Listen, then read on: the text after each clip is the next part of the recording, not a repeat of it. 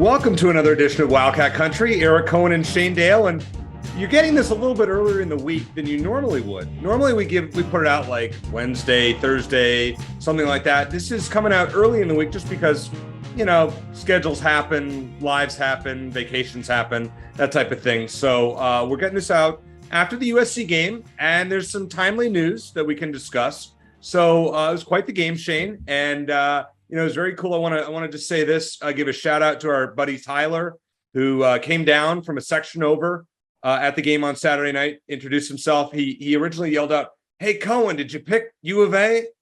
And I said, "No." And he said, "Did Shane pick U of A?" And I said, "No." And he says, "What's wrong with you guys?" I said, "It's actually a good thing. Our picks lose more often than they win." I took him with the points this time. You did. I told him that. I did say that. Yeah. Well, first of all, I mean, thanks for listening, but Tyler, but if you're such a fan of the show, why didn't you know what our picks were? Well, we go through them quickly. We had 4 guys on there, Shane. I know. No, I'm just giving them a hard time. Appreciate it. That's very cool. Yeah. Very cool. It was very cool. Yeah, it was cool. So Tyler, good to meet you. And thanks for listening, supporting the show. All right. It was a interesting atmosphere down there on Saturday night. A little disappointed in the attendance. I mean, I say that as someone who didn't go, but it was 44,000. Yeah, but here's the bigger problem. Here's my rant of the week. Okay. Arizona fans, it is incredibly rare, even in a victorious effort or a game that's close, for Arizona fans to stick around in the second half. It was an earlier game, and people just leave at halftime. Did they really? You make all the effort to go to a football game, and you leave before the fourth quarter. They treat it like a regular season baseball game because, a lot of people, it gets late, 6th or 7th inning, they'll go home even if it's a close game. But it's a football game. Yeah, but there aren't that many football games. It was a close game. It was earlier. And you're saying, I didn't see it, so I'm taking your word for it, but thousands of people left at halftime? I mean, it's par for the course. And the student section's the same thing. It's very rare.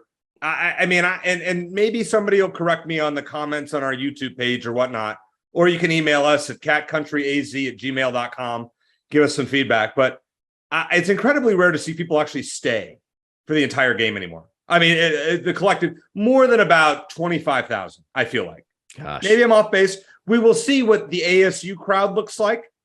That's different. It's it's a daytime game. Will people stay till the end? You would hope so. But that day you have soccer, U.S. versus England. That's true. Big deal. Is that going to hurt? Plus lackluster records for both schools. Well, yeah. Well, no, I think, like you said, territorial cup game is a little different. But yeah, I'm with you, Eric. It's like, why do you take all the trouble to come out to a game, especially against the top 10 team, just to leave? And it was a close game. It's not like they were getting blown out, just to leave at halftime. That absolutely floors me. Now, I drive 2 hours each way. And my thing is, like, it's worth it I got to at least stay. Get your money's worth. Third quarter. I got to say that even if it's bad. Like, I remember in college, I left when we played USC and LSU both in 2003, and it was like 59-0 and something else really bad. And those were the 2 teams that went on to share the national title. Saban's LSU team, Pete Carroll's USC team with Reggie Bush and Matt Leinart, et cetera. Those games I left at halftime because we're like, those were blowouts. But I lived on campus. When you make the effort to get there, you pay for parking, you do all that. Like, you would think you should stay at least 3 quarters, right? Yeah. Well, and I was just thinking about Erica. My wife and I have been fortunate enough to travel overseas for vacation. Whenever we do that, we make sure we're there at least a week to make the trip worth it. I mean, it's a long ass flight.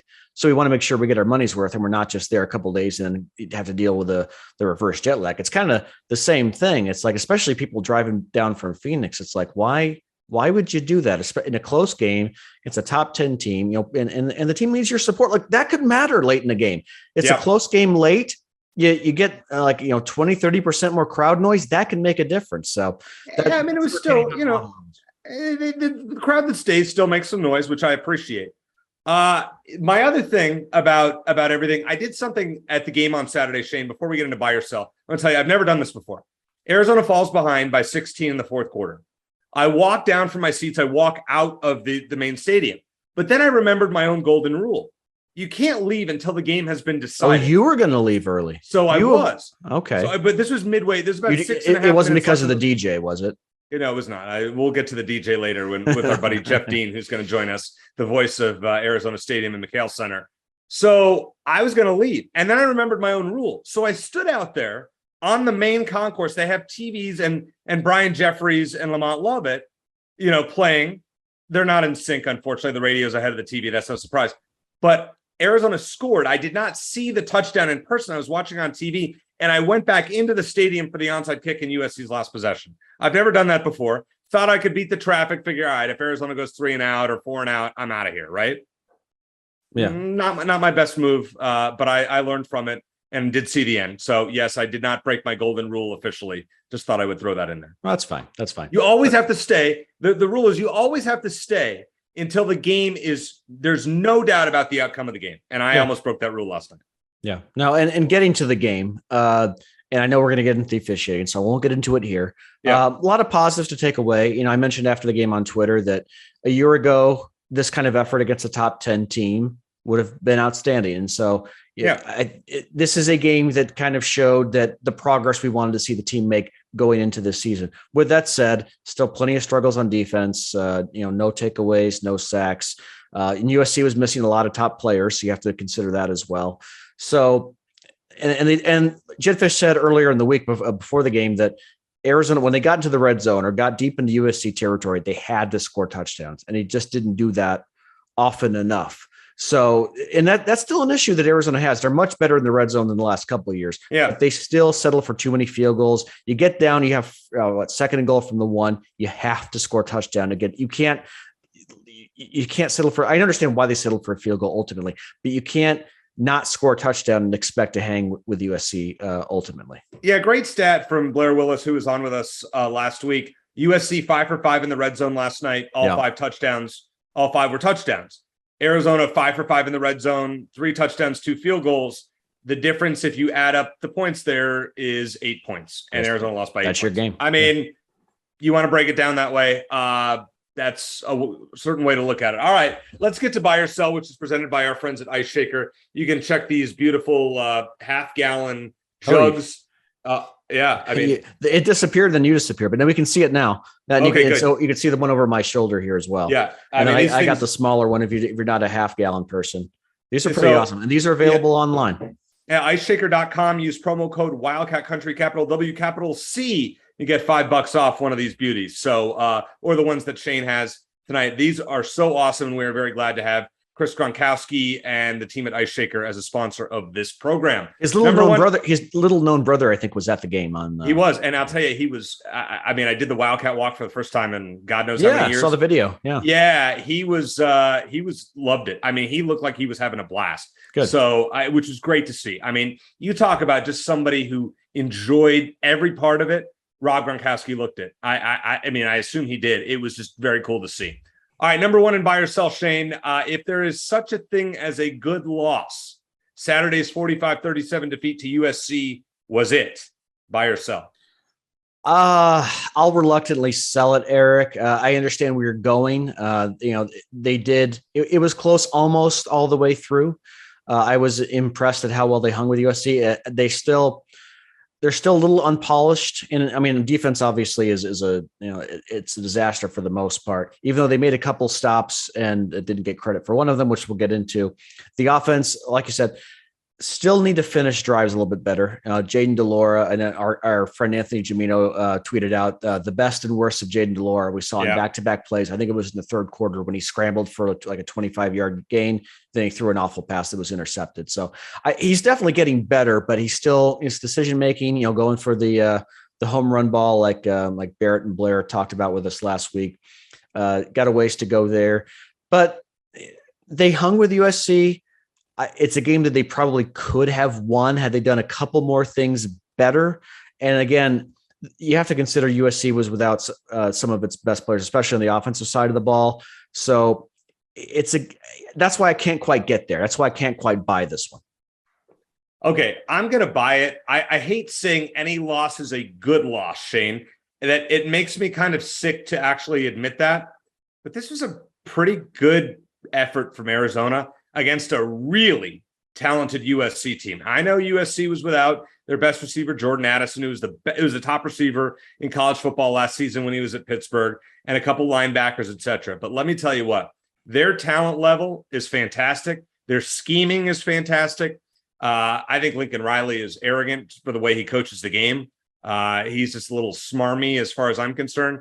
Going forward on certain, like there are a few things that I'd have to, think back on more specifically. But this was a good effort from Arizona. They were in the game, like I said last week in my prediction, and yours as well. They were in the game in the fourth quarter, and that's what you can ask. And if they had gotten that stop on fourth down, where they were, Jacob Manu almost blew up that play on Caleb Williams' fourth down where he sealed the game. If he got stopped behind the line of scrimmage, Arizona gets the ball back, it would not have shocked me with a minute and a half left that they could have scored. So it was a great effort by the Wildcats. This was a good loss as good losses go. It was that's fair. And I think, two positives here. Number one, if you're a high school player considering Arizona and you're watching that game, you probably liked a lot of what you saw and you thought, you know what, I could help this program get over the hump and maybe beat USC next year. Or I know USC is not going to be around after that, but still, we can maybe beat some top 25 teams and even get in the top 25 if I join this group. So that's number one. And then, like I said, a couple of things go differently. And USC was the better team, but this is a game. It was a game where USC is the better team, but if Arizona does maybe 2 or 3 more things differently, it could have gone the other direction. So and I like the atmosphere in the stadium, and it looked like just watching on TV. It sounded like it got pretty loud at times when USC had the ball. Totally unrelated to the game, Shane. I thought homecoming was a major disappointment. With no parade, a lot less tense than I remember. From years past, it was not the homecoming of 10 years ago or 15 years ago. It was cool to be back and, certain people partaking, but it wasn't what it was. And that was kind of a bummer to me, but just wanted to point that out. All right. Number 2, buy or sell, Pac-12 officiating. Unless this is a trick question, obviously I'm going to sell it all day long. This was the second game in a row, Eric, in which it looked like Arizona was going to get the ball back in the fourth quarter with a chance to take a lead. And then they get a ridiculous penalty called against them. It was the holding penalty. Oh, it was awful. Against Washington 2 weeks ago, where it looked like they were going to get the ball back down, 3 points, 2 points, I forget.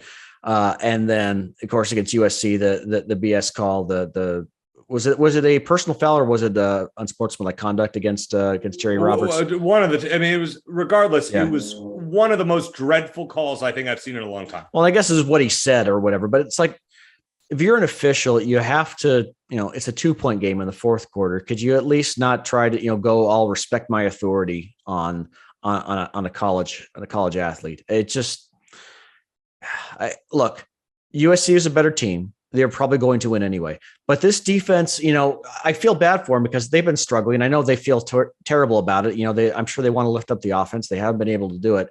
And then in times where they have gotten the big stop, they don't get credit for it because Pac-12 officials decide to overstep their bounds and be ridiculous. So I really feel for them in that regard. Now, that was not the only bad call of the game. There were bad calls on both sides. I think mostly against Arizona when it mattered most, but it's awful. And I hope that USC takes them all with them to the Big Ten because it's beyond embarrassing. It really is. You have the Pac-12 officials like like the baseball equivalent of like a whole bunch of Angel Hernandez's. Yeah, exactly. Yeah. It's that bad.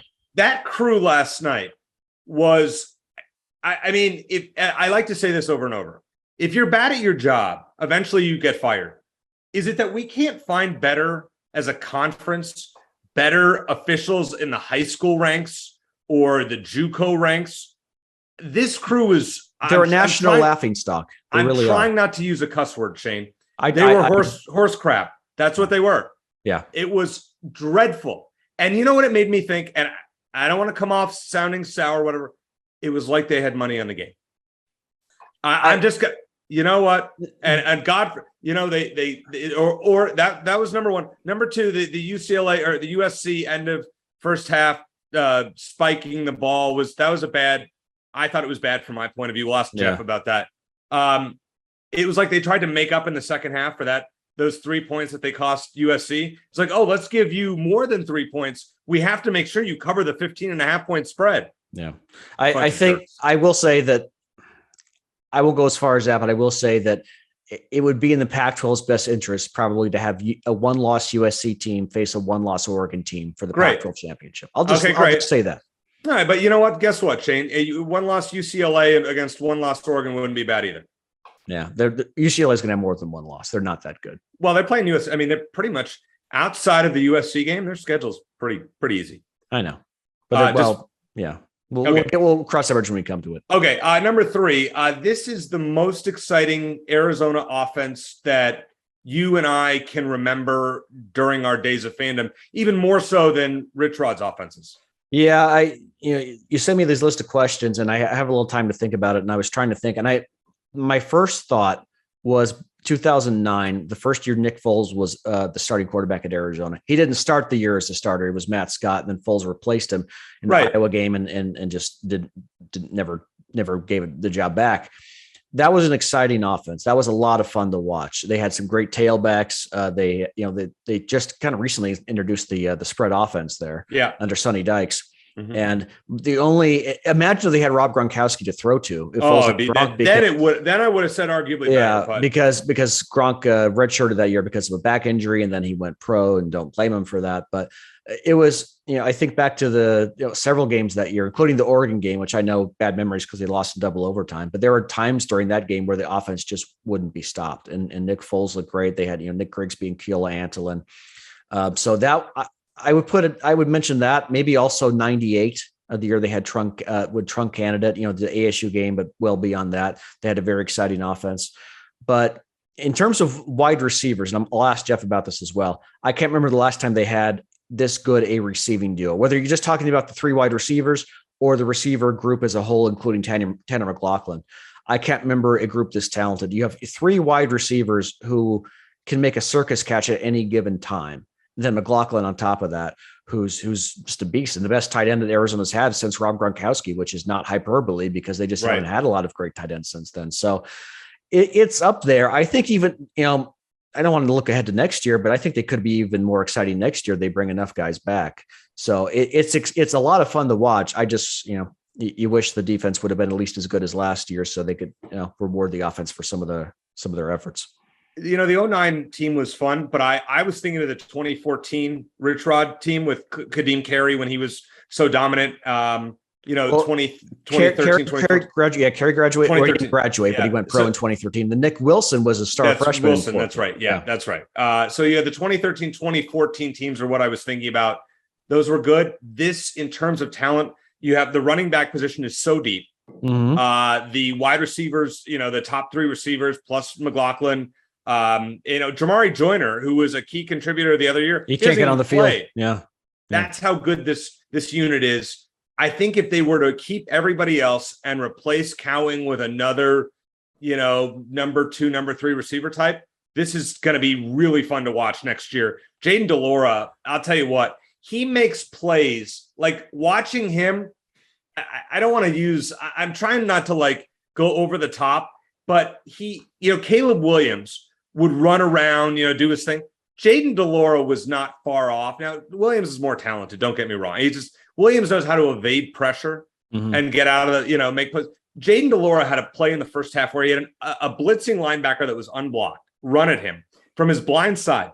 DeLora did this little 180 move and got a gain of 15 yards on the ground and just shrugged it up. He just runs around and makes it look like he's having so much fun. This is the best Arizona offense, or the most fun Arizona offense that I can remember in my 22 years of going to games. Well, you consider when they get Rayshon Speedy Luke back, he's been out due to injury, and he is a freshman, and maybe he wasn't going to be a big contributor right away anyway, but just the extra, the X factor that he could be with his speed at tailback or in the slot as an extra receiver. Oh, yeah. If they get him back toward the end of the season or even next year, that's going to make this offense even more dynamic. Number 4, Shane, we saw Utah barely hold on against Washington State on Thursday night. Cam Rising, surprisingly, their star quarterback did not play. Now, we're recording on Sunday night. We don't know Rising's status. I'd say it's probably 50-50 at this point. Yeah. Buy or sell, Shane, Arizona has a decent chance against Utah, a decent chance to win the game if Cam Rising does not play. Buy or sell. Put a percentage on decent for me, 25%, 1 in 4 chance, maybe? 1 in 3. 33%. Yeah. Well, when you consider what USC was able to do offensively against Utah, that maybe, if it were in Tucson, I might give them a better look. Arizona gave Utah a tough time last year in Tucson. Yeah, they did with offense. And that was a Utah team that barely lost the Rose Bowl. Right. Yeah. Right. So I don't know if I could get to decent. I think if the stars align, maybe. Certainly, we've seen how Utah's defense can be broken down. I just think Utah's going to be the kind of defense like Caleb Williams avoided big mistakes against Utah. They didn't lose because of the offense. They scored 42 points against you. I think Jaden Delore is a kind of guy that will probably make one or two too many mistakes against Utah's defense. We'll get to the picks at the end of the game. I can't put it quite in the decent category. Okay. Because I think Utah's defense is going to be the best Arizona's faced so far this year, and I think they're going to be ready, especially at home. And Rice Eccles Stadium is a very tough place to play. I'm going to sell this one. I think it's maybe a 1 in 20% chance. I'd say 1 in 10. I'd say 1 in 10. Okay. If Rising doesn't play, I'd say 1 in 10. Okay, fine. Yeah, I have 1 in 15, not 1 in 3. 1 in 10, 1 in 15 is about right. I'm not going to say decent chance. I just don't trust the defense, as you said. In the 4 losses, they've given up 49, 49, 49, and 45 points. At least they're consistent. And at Mississippi State, I think they gave up 38. I mean, if Arizona's going to give up points, even if it's a backup quarterback. It's hard to have. It's hard to feel this team has a big shot unless the defense can hold a team to under 30 points. And Utah just 1 extra day to prepare for this game. I don't know how much of a difference that's going to make, but it is an extra day.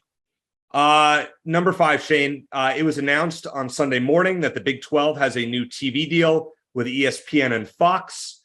Buy or sell, Arizona should look at this big time and make a decision sooner than later, assuming the Pac-12 will not be able to get within $5 to $10 million annually of this. Now, it's a complicated question, but roll with it as necessary. Yeah, it's hard to know the ins and outs, and maybe we'll have our guy John Canzano on again to talk about it.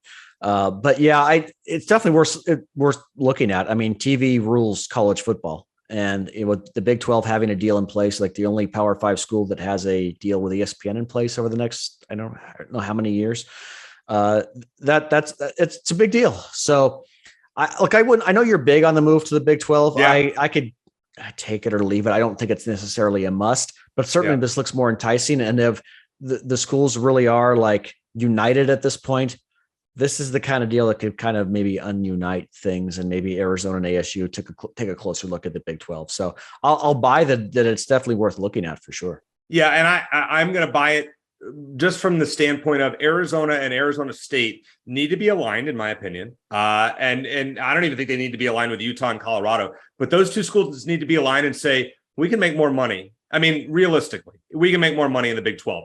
I would be surprised if the Pac-12 were to get a deal that matches this. And if they do, it's going to be from an Apple or an Amazon that does not have the exposure that ESPN and Fox do. This is the only conference that has a deal with ESPN and Fox. The Pac-12 will not. Pac-10, whatever. They will not. That's what I was going to say. The only conference that has a deal with both. I think that's what the stat was. Yeah. Okay. Bonus question, Shane. You don't know what this one is, but I saw this last night that this Eric Sondheimer from the LA Times tweeted something about T-Mac after he made one of those amazing one-handed catches saying, he'll be on USC soon. When you read things like that, saying that, well, the better players are just going to end up at the big schools eventually, is this something that Arizona fans eventually should have to worry about? Or is this just nonsense, Twitter nonsense by yourself? For now, I'll say that particular comment I'll buy as Twitter nonsense, just because T-Mac's the kind of guy, and I want to say it was Adam Gorney we had on before he made his decision, or maybe it was after, and he was still considering Arizona. That T-Mac is the kind of like the rare 5-star guy who would consider Arizona just because he might think it's the best fit, as opposed to just trying to go to the best school, to a high-profile school. So the idea that he would I know USC was one of the last 3 schools he was considering, but the idea that he would just jump ship because, oh, wow, he's that good. We already knew that. I don't think that's necessarily the case. So, I mean, could he transfer? Absolutely. But, everyone could transfer. That's the new transfer portal world we live in. So It'll be an interesting challenge though, because challenge number one is to get some top transfers to come to Arizona, along with obviously great guys out of high school. But step two is keep those top guys in Arizona once they emerge, and convince them that if you stay here, because they've been able to convince a lot of top talent, top guys to come play for Arizona because they think they've been able to convince them, you come here, you'll have a better chance of going pro, play in the NFL. So as long as they can keep making that case, I think they'll be fine, because above winning football games at the college level, the number one goal for almost every football player at the college level is to get to that next level. And as long as Jed Fish's staff is able to convince them, you come here and you'll have that opportunity, which they've done a great job of so far, I don't think they're going to have as big a problem retaining a lot of those talented guys as you might think. Some of them will go. It happens all the time, regardless. But I think it's foolish to just assume that they're going to jump ship once they get to a certain level. Yeah, I think it's a BS tweet. I'm selling anything and everything about it. I think guys want playing time. T-Mac is a star at Arizona. At USC, he's another guy. I mean, let's be honest. See, here's the thing, though, Eric. I don't necessarily buy that argument as much, because think about like Alabama and Ohio State and some of these other programs. 4- and 5-star guys go there knowing they're going to have to go up against other 4- and 5-star guys. But Keon Gray's was up there with T-Mac as far as a recruit this past cycle. The former Arizona commit, we had him on in the early days of this program in 2020. He doesn't play at Ohio State. He doesn't see the field. Yeah. There's too many guys in front of him. That happens. T-Mac is getting a chance to play and be the guy. No, I agree with you 100%. Agree with you. I'm just saying that I think it's a bit simplistic to say, well, some really talented guys are going to want to come here because they get into playing time. Well, that's true. Arizona would have a bunch of 4- and 5-star guys every year. And then the guy in Alabama and Ohio State and Clemson wouldn't get any.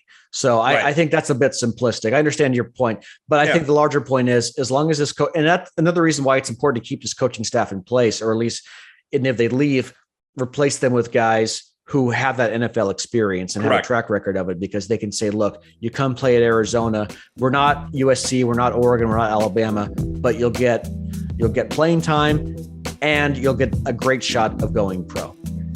Coming up next, let's talk to our buddy Jeff Dean, the voice of Arizona Stadium and McHale Center. We'll ask him about officiating football and even some men's basketball here on Wildcat Country.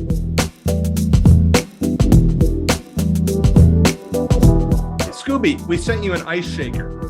They are a sponsor, courtesy of our buddy Chris Gronkowski. You have it right there. I love my ice shaker. Fun fact, when I trained with Glenn Gronkowski, everybody, when we were trained together, people thought I was the other Gronk brother, so it's kind of funny. But yes, I love my ice shaker. It is very good. I use it every day. I am a veteran to the ice shaker game, by the way. What's up, Wildcat Country? Chris Gronkowski here. Use coupon code Wildcat Country at iceshaker.com. Shane, we are always glad to have our buddy and the original founder of this podcast, Jeff Dean, who is the voice of Arizona Stadium when he is not being interrupted by the DJ on third down calls. I will not ask him about that. I'm just going to make a point that I noticed that last night at the game, and you can imagine my feelings on it, and we'll just move on. I'm glad Arizona's on the road the next 2 weeks, so we don't have to keep bringing this up for the next. Yes, but Shane, you're going to come with me to the ASU game. I am. I'm going to be. So you're going to hear it. Be prepared to be annoyed. I mean, if you think I get annoyed, I mean, I'm sure you'll take it to. All right, we're gonna go easy on Jeff with that one. Jeff, just your thoughts last night. I hate to start with this. The Pac-12 officiating is so bad. Your thoughts from up above at what you saw from the officials on both sides in last night's game. Yeah, I mean, I'm not one of those people that actually really blames the officiating for things and stuff like that. I've never been that person that says the refs cost us the game.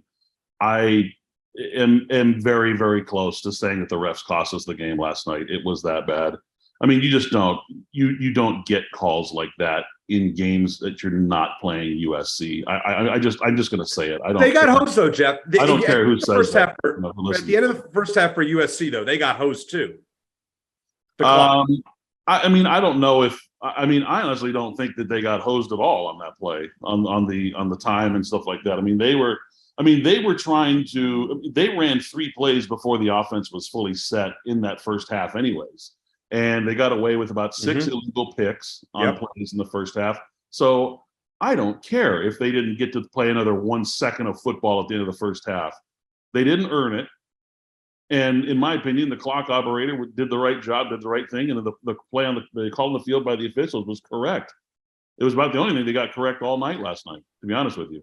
And I have to be careful because as PA announcer, I am technically part of the officiating crew. That is my umbrella. You're a Pac-12 ref. I have to be very careful because I can, be reprimanded for things that I say and stuff like that. But I felt like last night's game was very unfairly called. It's an extremely close game. It's a 1-possession game at halftime, and all of a sudden USC goes penalty free in the second half, while Arizona gets penalized 7 times for every little cockamamie thing they could find. It was embarrassing, to be honest with you. All right. Well, we could spend the next 20 minutes talking about the officiating. Instead, let's talk about some of the things you liked in that game from the Arizona perspective. Obviously, Dorian Singer was amazing. Jaden Delora made some great plays, made some mistakes as well. But I guess other than Singer, the obvious one, what did you like on either side of the ball or on special teams from Arizona? I'm going to be honest. There's a lot of things to like from last night's football game. I really and I talked to several people after the game, whether it was through text messages or something like that, or just on the way down and stuff like that from the stadium and out the stadium last night.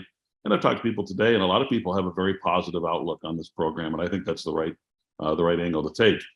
As far as things that I saw last night, obviously, I sent a text message. I don't have much time during games like that, but I sent a real quick text message to a friend of mine who works in the NFL.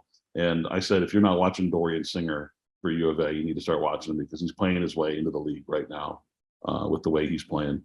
I felt like the offensive line, all things considered, they were facing – I was watching a lot of things that USC was doing. USC was not playing vanilla defense last night. They were bringing 5. They were bringing 6. They were stunting. They were crossing. They were blitzing.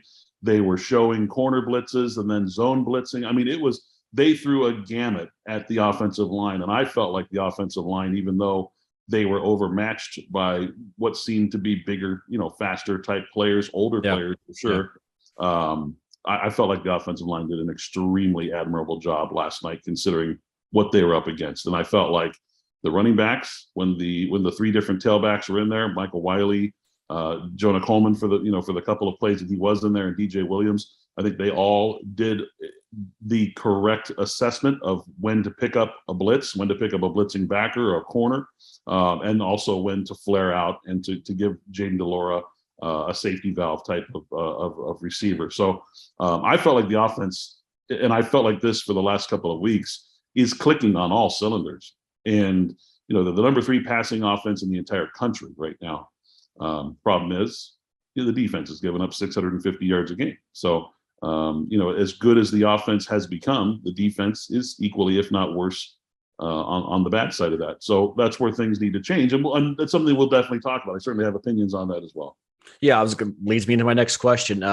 We all know the defensive struggles. We don't have to rehash it here. Did you see anything against USC that gives you hope that maybe these last 4 games, the defense can put a little pressure on the quarterback, generate a turnover or 2, or just be a little bit better overall and give Arizona a chance to win maybe 1 or 2 of their last several games? It's the thing with the defense right now. And I was talking to a friend today, and I said, this team, the defense they need a win. Like, they need a moment where they win the game on their side of the ball. They need a shot of confidence. They almost had that. They almost did. You're right. They almost did. Yeah. They're so young. And Jed talked about this a couple of weeks ago. Arizona's starting more freshmen than any FBS team in the country, any Power 5 team in the country right now. Yeah. And you can just tell the players aren't out of position. The players aren't doing the wrong things all the time. The problem is you have a very, I wouldn't say a complicated scheme, but you want to try to get things to be more complicated this time of year. And without an experienced leader, a middle linebacker or, somebody who's going to take the lead there in that defensive huddle, you're kind of asking the guys to either just kind of guess out there. And I think that's That's what I saw last night. There was a lot of guessing going on. Yeah, real quick, Jeff. Yeah, I just want to mention real quick because before I forget, there's at least one play, and Blair Willis posted it earlier today, where the linebackers were talking to each other, like, "What do we do? What is my assignment?" As USC was snapping the ball, is that just inexperience, or is that on the coaching staff, or how does that happen?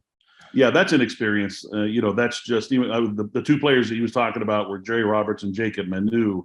Both very young. Jacob is a true freshman starting at middle linebacker right now. So that's an experience thing. Bill Walsh, the great Bill Walsh said he was giving an interview a long, long time ago and gave the interviewer said, "Tell me one of your plays." And he listed off like this 22-word play. And the guy said, "Why do you make things so difficult?" He says, "I make things difficult on one person so that they can make it easier on the other 10.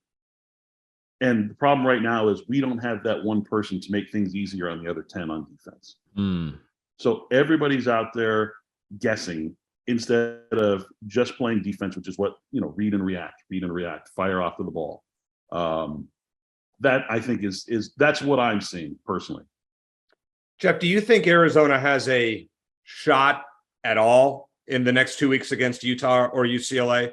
Or do you think it's just, okay, let's just try to keep it competitive and worry about the final 2 games? Yeah, obviously they have a shot. Anytime you go up against the number 3 passing offense in the country, you're going to be, puckering a little bit if you're, regardless of what defense you are. Utah is tried and true. They're steady, but I don't know if there's something going on in the locker room there or something like that. It seems to be like they are just not as crisp and not as disciplined as they've been. A lot of injuries. A lot of injuries. Yeah. Yep, you're right there. Also, they're starting a lot of guys out of position and stuff like that. They had a wide receiver they converted to play corner and things like that. So they're having their troubles right now as well. An excellent football team, and Kyle Whittingham is a fantastic coach. UCLA, as explosive as they are, and all the things that make me worry about UCLA. They have a dominant tailback and they have a running quarterback, 2 things that we have not done well against this year on defense. But UCLA is also that team where if Chip Kelly decides he doesn't want to show up and coach that day, the entire team will fold. And Arizona could win that game by 10 or lose by 30. It's just UCLA is that unpredictable, in my opinion. The problem is they've got momentum right now. They're a top 10 ranked team right now, and they're probably feeling extremely confident. So they've got reasons to go out there and play. So, those are going to be both very difficult tasks, especially on the road. But again, I think all this team needs is some confidence. If that defense can get a win somehow, some way, somewhere, it could turn the tides and get this team, to 5 wins or maybe even 6 by the time the end of the season's over. Yeah, I'd love to see. I think as much as I would have thought maybe a month ago that the Utah game would be the toughest of this, 5-game stretch, it might actually be the most favorable, considering we don't know Cam Rising's status as when we're recording now. We don't know Tavion Thomas, their star runner. He's been out. The tight end Kincaid, he was hurt the other night, so against Washington State. So nobody knows what's going on there. I know. Got to ask you just randomly here. The Big 12 signed their new TV deal, or agreed to their new TV deal with Fox and ESPN. Do you think, in your opinion, this move affects Arizona at all right now, or are the Wildcats just waiting for the Pac-10 essentially to make this deal with ESPN and Amazon, let's say, or Apple? What's your take on that? Yeah, I think it obviously has an effect because now that money's being spent, there's less money to be spent. So when it's time for the Pac-10 to negotiate their deal, that's going to affect some things. I don't know if Commissioner Kliavkoff is even looking at Fox or anything as an option for the Pac-10 moving forward, or if they're going to go strictly stream, or what they're going to do. They're doing a great job of keeping their cards close to the vest, as he would, being from Vegas. But I think it certainly does affect. Anytime big money is spent, there's less money to be spent. So sure, it certainly could affect the Pac-10. The problem right now is, Pac-12 has 3 teams ranked in the top 10 of the country right now, and 2 of them will no longer be a part of the Pac-12 starting next year. So that's the problem. I wish those teams were Oregon, Utah, and Arizona for that. Right, by 2 years. So we get next year, we'll get a UCLA home game, we'll get a USC right, road I'm game. sorry. Yeah, you're right. 24. Yeah. Right. So that's, I wish that the teams that were ranked in the top 10 weren't the two LA teams, so I wish two of them were not the LA schools, or at least one of them. If we had Utah instead of UCLA, or, Oregon State instead of USC or something like that. But they've earned it. They're both really good football teams. So yeah, maybe Arizona can do something about that week after next. Two more questions for you, Jeff. I'm not as big on hyperbole as my co-host, but I'm trying to think of the last time Arizona had this kind of wide receiver core. McMillan, Singer, Cowing. Can you think of any other time where Arizona's had like this many talented wide receivers at the same time? You'll never get there. You'll go back until the end of time, and I know that you're a wonderful historian of this program. You'll never find it. You'll never see the amount of talent that Arizona has right now at the receiving core, and you got to include Tanner McLaughlin in there. He's a fantastic tight end. You got to include him in there as well. There's just so much talent. It's just oozing off of that, off of that position. That room is so full of talented players. And like I said, I think Dorian is playing his way into the NFL. We all know that T-Mac is destined for the NFL. We know that that's where he's going. Jacob Cowing probably will find something to do on Sundays in the NFL. I don't think it'll be as a star wide receiver. I think it's mainly because of his size and his speed and things like that. He just doesn't hit the charts as far as that goes, but he's a very, very talented wide receiver and extremely good at what he does. It's funny, last night he only had, I think at one point in the game, he had 3 targets and 1 catch. One was a throwaway. The other one was kind of knocked away from him. And I said, man, it's just weird. Like they haven't thrown the ball to him. And then he got the ball, I think 5 of the next 7 plays. So he can have that kind of effect on a game. He can take over a football game at any time. So extremely talented. And, we haven't even seen the likes of Kevin Green, who I am really impressed with. He's got incredible open field elusiveness and speed. Anthony Simpson, we haven't seen him, out there catching footballs. We see him return. We haven't seen him out there catching footballs, and they've got other talented guys just waiting in the wings too. This is my last question, but I just happened to think of it. Rayshawn Luke, do we have any idea if he's going to be back this season? I don't know if Jed. I didn't see Jed's press conference, his most recent press conference that he had, but I think that they were hopeful to get him back before the end of the season. Maybe they're targeting just one game remaining, because he can still play in one game and retain his redshirt status. So, right. So even if he plays in the ASU game, he can still redshirt the season. So I think that's best case scenario. Be great just to have him for the ASU game and just one more weapon. Last question for you. Men's basketball team ranked number 19 in the initial AP poll, picked to finish second in the Pac-12. I think the national ranking is a bit high just because Arizona lost so much, including the guy looks like the NBA Rookie of the Year right now, or in Ben Matherin. What are your thoughts on that ranking, on both those rankings? Too high or too low, or about right? My thoughts on preseason rankings are always what they are, and that's that they're completely worthless, useless, pointless. I hate preseason rankings on anything. I agree, but play along just for the sake of, just for the sake of conversation. Doesn't know what they're talking about. They picked this. What they pick Arizona win to finish 6th last year in the Pac-12, right? Yeah, that was close. Yeah. I mean, look, Arizona is an elite basketball program, and now they have 2 elite basketball programs, which is something that not a whole lot of schools in this country can say. Yep. To be considered a top 20 school out of 334 that are now playing Division I men's basketball, I think it's in a pretty good spot. I think there's a lot of wait and see what this team is going to do. And I've said this before on this program, that there's going to be growing pains because of chemistry. Chemistry is going to be an issue. I would like to see Pella Larson step up and take a little bit more of the scoring role. Some of the things that, kind of confounded us about Lowry Markkanen when he was here and how talented he was, and just refusal to shoot the ball. I would like to see Pella open up. He was the leading shooter in the Pac-12 his freshman year at Utah. Shoot the ball. You know what I mean? So I'd like to see some other players, some of the veterans step up and kind of take it on them. But ultimately, chemistry is going to be the number one thing with this basketball team. How quickly can they gel? How quickly can they learn Tommy's system and run Tommy's system crisply and cleanly? And if Kerr is willing to maybe be a little bit more of a floor general / distributor as opposed to the lead scorer. So I think if all those things come to fruition by the time Pac-12 season rolls around, the actual Pac-12 season after Christmas rolls around, I think you'll definitely be looking at a top 15 or a top 10 team in the country. See, one thing, Jeff, that in my last question, when you think about this team, you mentioned Kerr as the point guard. What about Kylan Boswell? Now, the story was that he was supposed to sit out for a while and wasn't going to be healthy.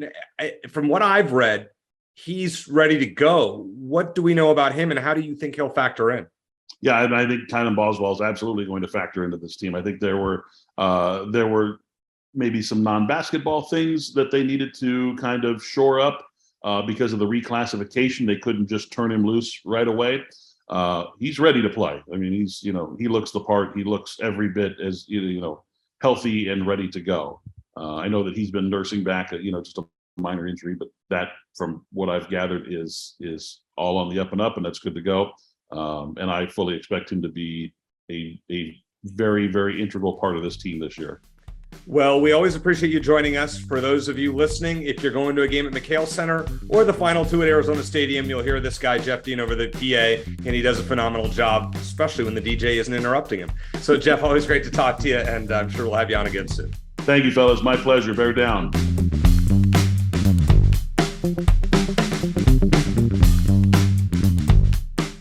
Always good to talk with Jeff. And, the fun thing is just the conversations that Shane and I have off the air with Jeff, which we obviously can't repeat. But that's the fun part about Shane and I doing the show, to be able to get just talk. We go back with Jeff years, so it's good to chat with him and just get the stories, his vantage point from above.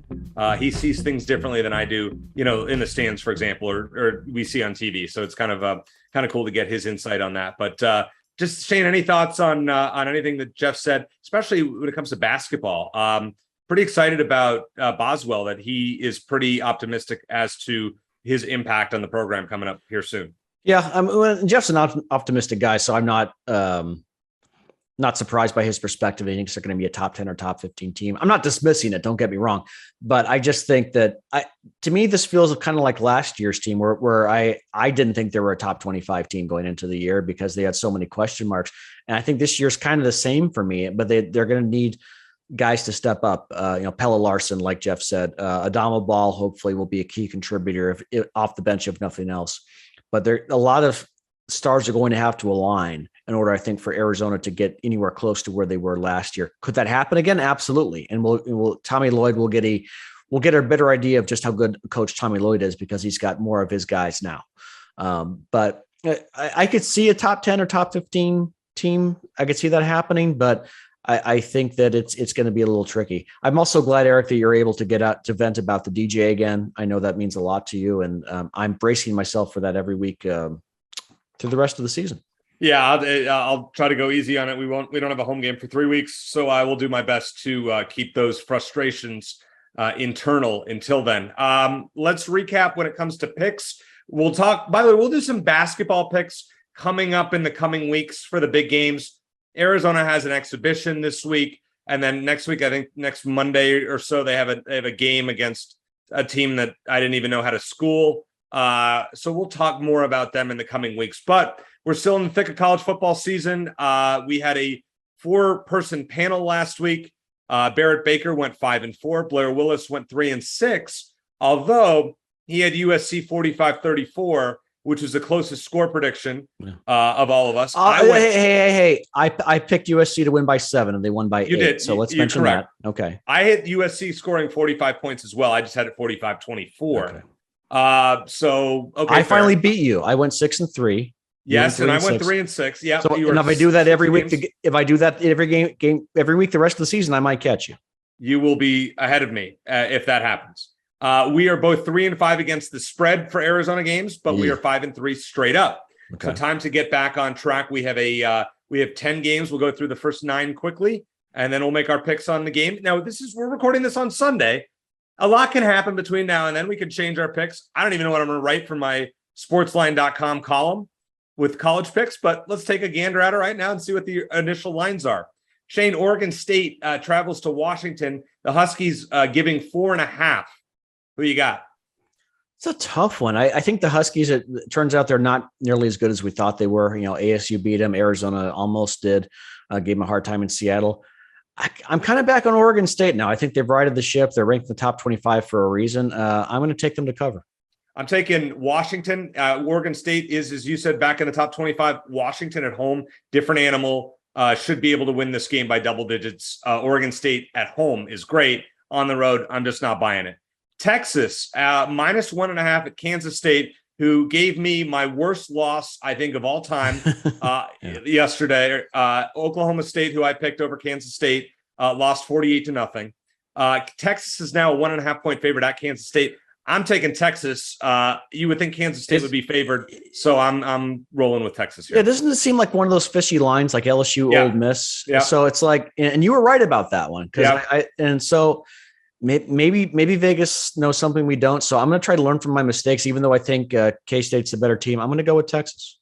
I think Texas is a better team, but they're coming off a bye week and they're healthy, so that helps. This one, quick one, Shane. Oregon -30.5 at Colorado. Give me something. Oregon. I think they'll find a way to win by 31 or more. Or Colorado's bad.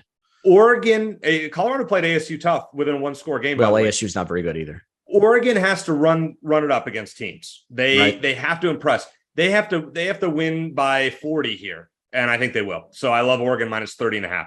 Washington State is -4.5 at Stanford. Who, David Shaw, is he going to keep his job? I think now it's starting to be questionable. Cougs giving 4.5 on the road. Yeah, the Stanford's a bizarre team, up and down all year. I think it seems like they're down again.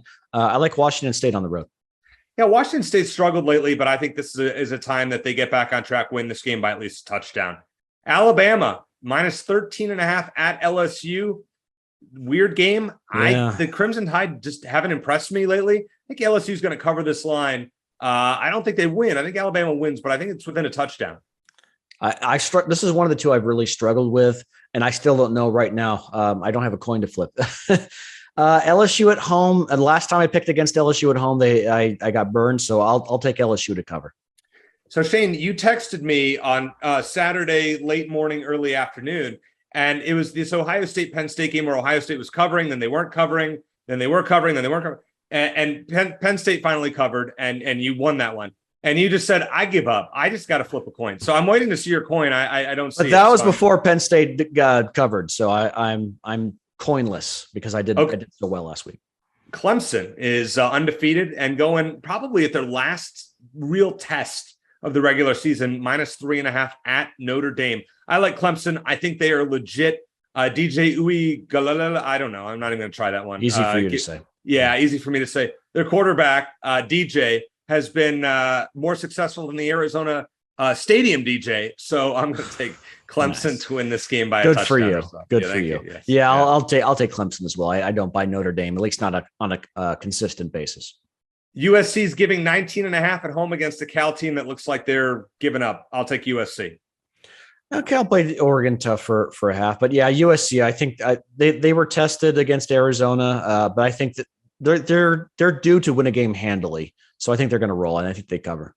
We're agreeing on most things, Shane. This one, I'm not sure we will. Number 1 against number 2, Tennessee at Georgia. Georgia favored by 8.5. Is Tennessee for real, Shane?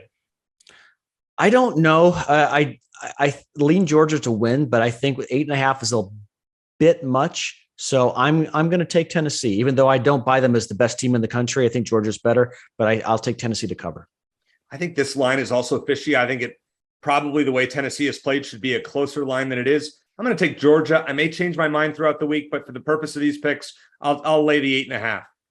UCLA, who we have bashed over and over and over, now we're rooting for them big time. -10.5 at ASU. I like UCLA to win this game by at least 2 touchdowns, and I hope ASU still hires Sean Aguano. He's done a good job. Good. He's won a couple of games. Sean Aguano should not be leading ASU long term. They will suffer if they do that. Just my opinion. We'll get into that more closer to the game. But your thoughts? Yeah, interested to see if Trenton Bourguet gets the start again, which I imagine he will. He played great. Yeah, if he's the real deal, because he's played Colorado, Washington, 2 bad defenses. So interested to see how he's going to do against UCLA. I think he'll do well. I think he'll hang in. I think the home crowd will be excited to watch him. So I think ASU will find a way to cover, but I think UCLA wins. All right, finally, Shane, Arizona is at Utah. The early line in this one is 16.5 for Utah. I think they assume that Cam Rising is going to play. Let's get your thoughts. What do you see happening on Saturday? A long ways to go. A lot of it's tough to know how many Utah players are going to be healthy for that game. But I think 16.5 in Salt Lake. I got to think Utah's going to find a way to win by 17 points or more. So I think Arizona can. This kind of game where I think maybe Utah gets ahead like 28, 35-7. Arizona maybe gets a couple of touchdowns to make it closer, but I think Utah's going to find a way to cover. So I can't take Arizona against the spread 2 weeks in a row, just in Salt Lake. I'm going to go Utah 41, Arizona 21. Well, that would be if Arizona were to hold Utah to 41, that would actually be a victory the ways, in itself, based on what we've seen. I just have a feeling that Cam Rising is not going to play in this game. I could be wrong. By the time you're listening to this on Thursday or Friday and they've announced he's going to play, well, then I was wrong. I just think I love the way Arizona played Utah last year with a far inferior team. I don't think they can win the game, but I think 16.5 as it stands right now against a really banged up Utah team is a lot of points. And I think Arizona's defense is going to hang in for some reason more than they probably should. Utah 34, Arizona 20. Okay. I mean, so I'm going. That's fair. I think we can hold them. And Arizona may score more than 20. That may be a little lower scoring than it should be. I just have a feeling I've got to hit one of these Arizona underlines sooner or later. It was not this week. Arizona's last possession ruined my underline. You had to feel good about halftime about the under because it was, I thought it was great. 17-13. Yeah. Yeah. But then, I'm like, and the rest of the game happened. Yeah. Then, 50 some points. That's just the way Arizona games are this year. I look forward to the time when I can bet unders in Arizona games, feel confident about it, because the last two games against Washington and USC, not so much. I want to thank our friend Jeff Dean for joining us. Great intel from him as always. For Shane Dale, I am Eric Cohen. Thanks for listening. And as always, bear down.